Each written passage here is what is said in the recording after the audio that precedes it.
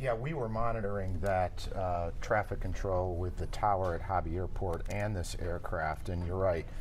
Here's kind of the chain of events, Ron. Around 2:15 and a half, the tower called out the call signs, X-ray Bravo Foxtrot, for this aircraft, said you were clear for takeoff, told the pilot about wind speeds and so forth.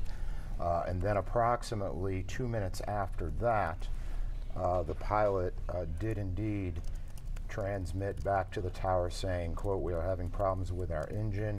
We need to turn back to airport as soon as possible." The reply from air traffic controllers went along the lines of, "What do you need? What type of help? What type of assistance?" To which the pilot replied to the tower, "No, we are not going to make it." The tower again asking, "What do you need from that pilot?"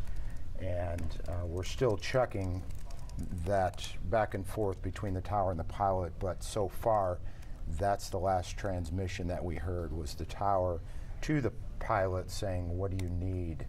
And that was it. So, obviously this whole thing happened roughly in 2 minutes time. And that goes back to what we were saying based on what we saw from the online platform FlightAware, that this aircraft took off at 2:17 or thereabouts, and then obviously came to rest here and crashed not too far from the southeast runway there at Hobby. And is there any way to figure out how many people were on board? We don't. Again, you know, normally, and we don't know a whole lot more about the aircraft as well, Ron, because normally planes registered with the FAA in the United States would have an N number. This, of course, as we saw in close-ups of that aircraft, you know, beginning with the letters XBF, and so there is no registration on that. Obviously, it's a twin-engine, smaller aircraft.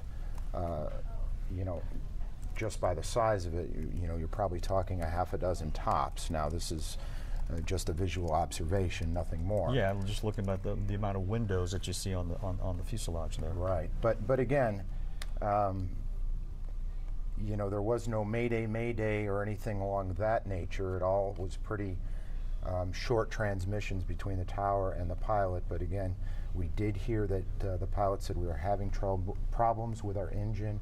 We need to turn back to the airport as soon as possible." The tower asking, "What do you need?"